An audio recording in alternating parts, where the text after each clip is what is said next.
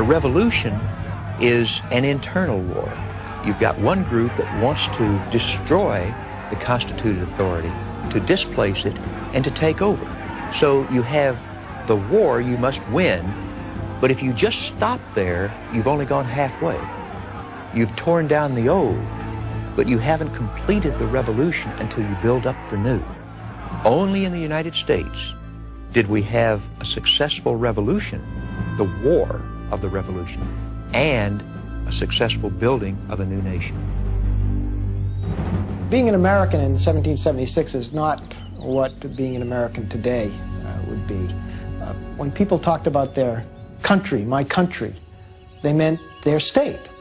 Jefferson meant Virginia. John Adams meant Massachusetts. They talked about being Americans, but they did it the way an Englishman or a Frenchman today might talk about, I'm a European. Those Americans in 1777 created an agreement called the Articles of Confederation. In 1781, the separate states ratified the Articles and became the United States of America. In reality, though, the Articles only loosely bound the states together and barely increased the powers of the self-appointed Continental Congress. The Constitutional Convention would change all that by creating a strong central government that could tax, regulate trade, and deny states certain powers, such as the right to print paper money. If anyone in 1776, a decade earlier, had proposed such a strong, distant national government, he would have been laughed off the continent. Here in Philadelphia's Independence Hall, in the same room that had seen the debate over the signing of the Declaration of Independence, the 55 delegates met through the entire summer of 1787. George Washington presided over the sessions. If to please the people, we offer what we ourselves disapprove, how can we afterwards defend our work? Let us raise a standard to which the wise and the honest can repair. George Washington at the Constitutional Convention. Guards were posted at the door. The members of the convention took an oath that they would not reveal anything to the press outside.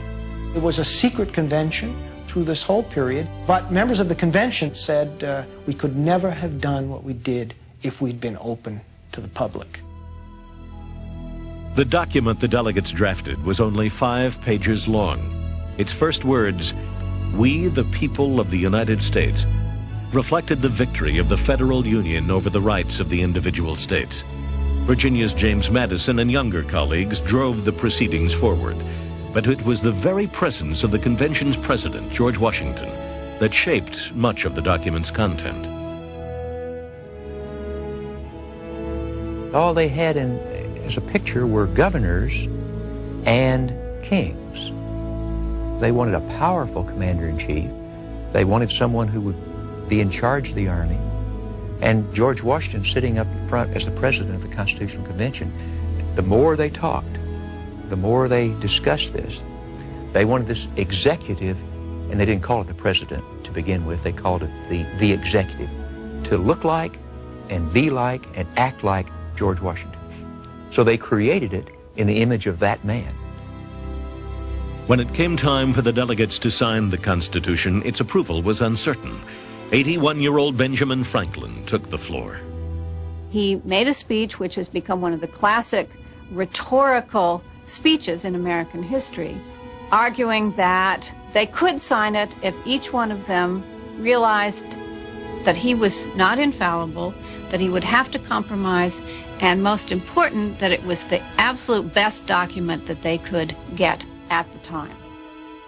I consent to this Constitution because I expect no better, and because I am not sure that it is not the best.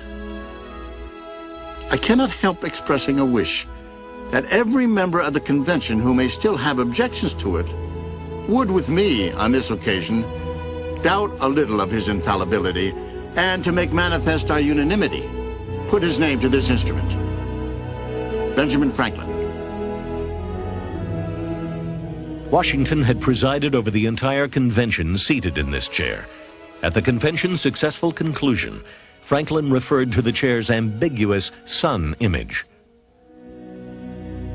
I have often looked at that behind the president without being able to tell whether it was rising or setting. And now, at length, I have the happiness to know that it is a rising and not a setting sun. Benjamin Franklin.